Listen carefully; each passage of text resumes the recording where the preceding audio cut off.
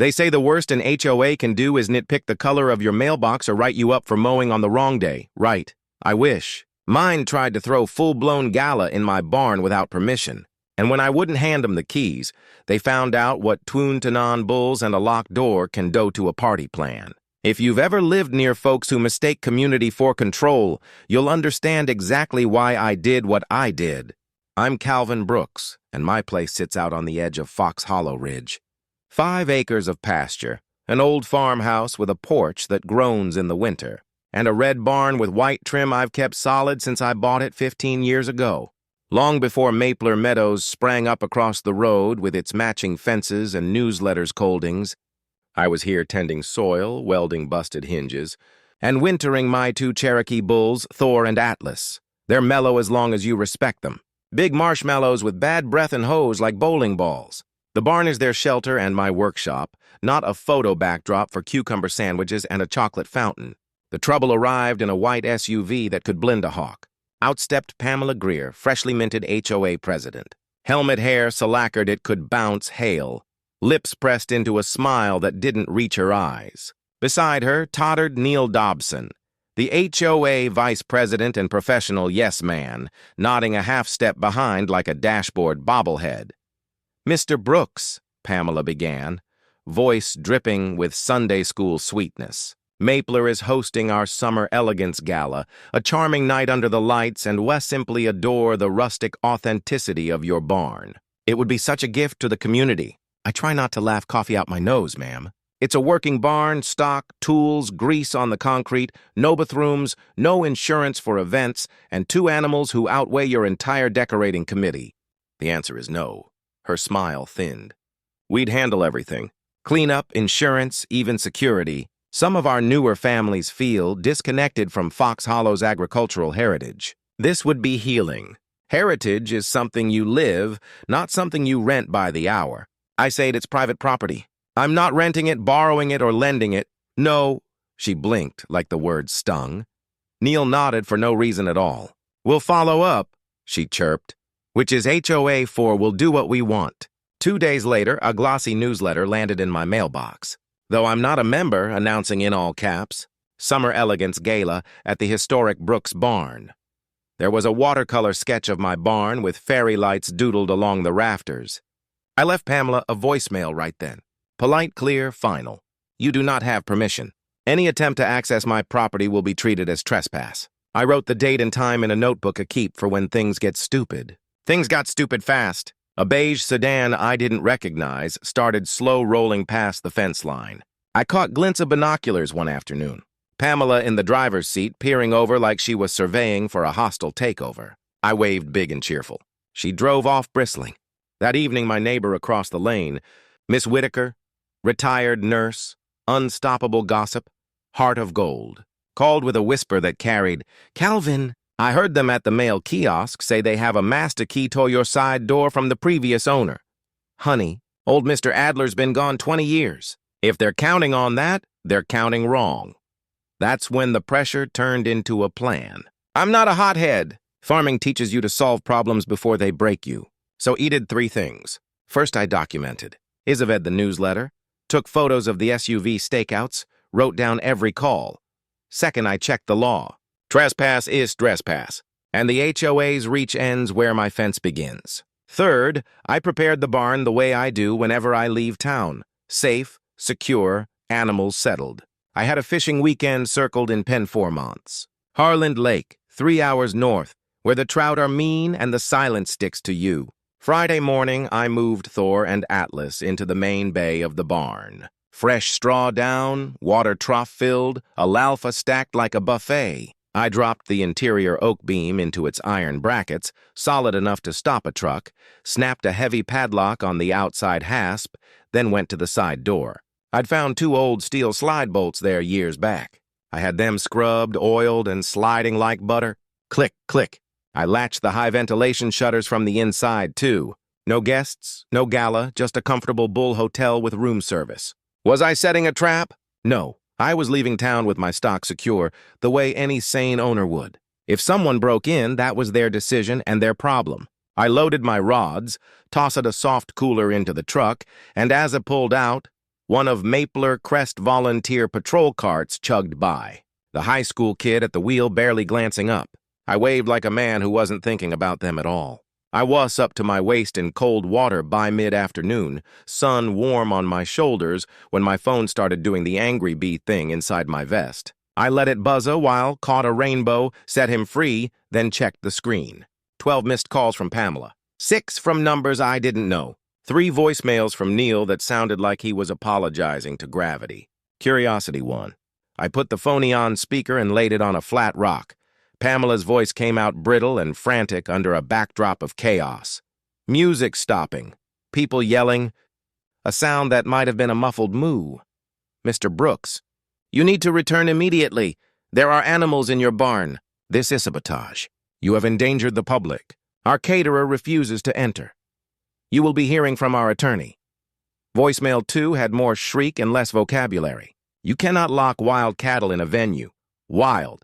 My boys who sleep through thunder. I smiled at the water sliding past my waiters and turned the volume down. Trout don't like yelling. Back home the next afternoon. The crime scene was more confetti than chalk outlines. Tire ruts by the fence, astrand of gold balloons strangling my gatepost. 2 lonely votives in the grass like they'd held a candlelight vigil for common sense. A sheriff's cruiser idled a polite distance down the gravel. The deputy stepped out, young, steady eyes, posture that said he'd heard a lot of nonsense this week. Mr. Brooks, he asked. Deputy, I said, setting the cooler on the porch. Fishing was good. We got a complaint from the Maple Crest Board about an incident at your barn yesterday. Something about a community event and livestock. I told him the story. Clean request, refusal, newsletter. Voicemail with the date and time, my annual fishing weekend. My animals secured for their safety and mine. And the part where an HOA has the same authority on my property as a raccoon with a clipboard. Pamela's white SUV screeched up before he could answer. She launched out of it like a cork under pressure, Neil scrambling behind. That Chim, she barked, pointing like she'd found a fugitive. He locked 2 enormous beasts in a community venue and ruined our gala. Guests were terrified. Community venue? I repeated. Deputy, would you join me for a quick look at my private barn? We walked to the big sliding door. I showed him the padlock still intact, then opened it. Sunlight poured into the straw-sweet dark. Thor blinked. Atlas snorted. Both chewed like philosophers. They looked like tour refrigerators with legs and absolutely no interest in catering, as you can see. I said healthy, hydrated, not rampaging, also very much at home. The deputy nodded. Ma'am, he said to Pamela, did you or anyone with your association enter Mr. Brooks's barn without permission? She tried to weld new words together. Neil, bless his chipped composure, blurted. Someone boosted Parker through a high shutter to pop the bolt, but only because the main door was unfairly secured. The deputy blinked once. So, you forced entry. Pamela rallied. We have standards, deputy. Thairsidence elected me to uphold community spirit. Mr. Brooks has been uncooperative. Spirit doesn't override a lock, he said evenly. Here's what's going to happen. Mr. Brooks, if you find damage on that shutter, those bolts document it. Ma'am, consider this a formal warning. Any further attempt to enter this property without written permission will lead to charges. And if your association damaged anything, you should be prepared to make it right. Pamela's face went the color of a ripe beet. Neil examined his shoes like they'd just told him a secret. Miss Whittaker watched from her porch with the satisfaction of a cat who had correctly predicted the weather. The quiet next day wasn't quiet at all. It hummed. Word traveled faster than a summer storm. Folks I barely knew stopped at the end of my drive to apologize for the HOA to share their own run-ins fines for a garden gnome. A stern letter about wind chimes. By the time Maple Crest's monthly meeting rolled around, I didn't have to lift a finger. Ms. Whittaker went and returned with a play-by-play that should have won an award. Residents, people who'd been cowed into silence, stood up one after another. Why did you announce a private venue after a refusal? Who authorized forced entry? Who pays if someone had gotten hurt? Neil tried to distance himself so hard he nearly vanished. Pamela tried door-frame trespassing as assertive logistics. The room didn't buy it. A vote of no confidence isn't as dramatic as a movie. There's no gavel crack that echoes off marble. It's quieter, hands raised, a count, a paper sliding across a folding table, a sign nobody wants to admit to. Pamela was out. She left her gavel, Plastic, I'm told, on the table like a ship's captain surrendering a spatula. Mapler elected a retired schoolteacher named Evelyn Albright, a woman who bakes pies and reads bylaws like scripture. Her first email to the neighborhood said in plain language, "We will revisit our policies around non-member properties. Respect for private boundaries is not optional." A week later, I sent an invoice. Just the facts. Repair to a pride shutter. Tie me to reset bolts and ray hang a hinge. Tie me to reset bolts and ray hang a hinge. They bid a small fee for my vet to check Thor and Atlas after strangers stress them. I ceased a cousin who practices law because nothing gets read as carefully as a letter with an attorney's name beneath it. The HOA mailed a check and a letter that called the whole thing a misunderstanding, which is a fancy way of saying, "Please don't sue us."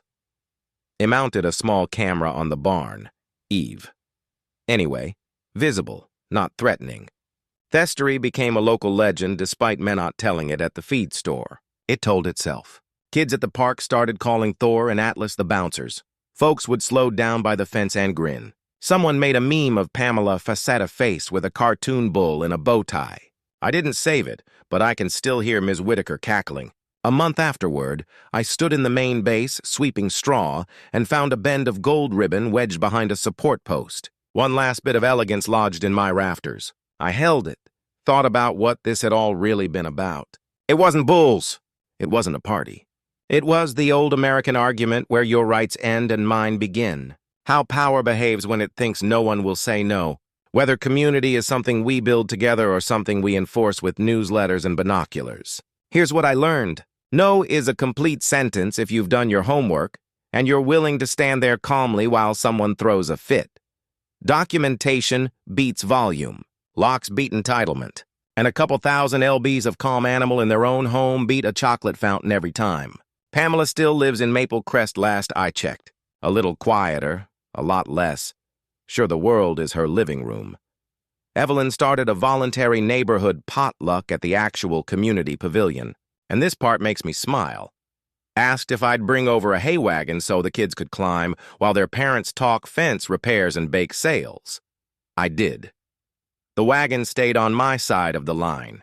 The laughter carried just fine. So now I'll put this to you. Since you've listened to me ramble like an uncle on a pork, where do you draw the line between we and me? If an HOA or a committee or even a well-meaning neighbor decides your space is theirs for the taking for the good of the community, what's fair? What's overreach? And what would you have done in my boots? Drop your take in the comments. Tell me your HOA stories or the time you had to get creative to protect what's yours. I'll be out back with Thor and Atlas, making sure the only gala in my barn is the sound of contented chewing and a door that shuts with a good honest thunk.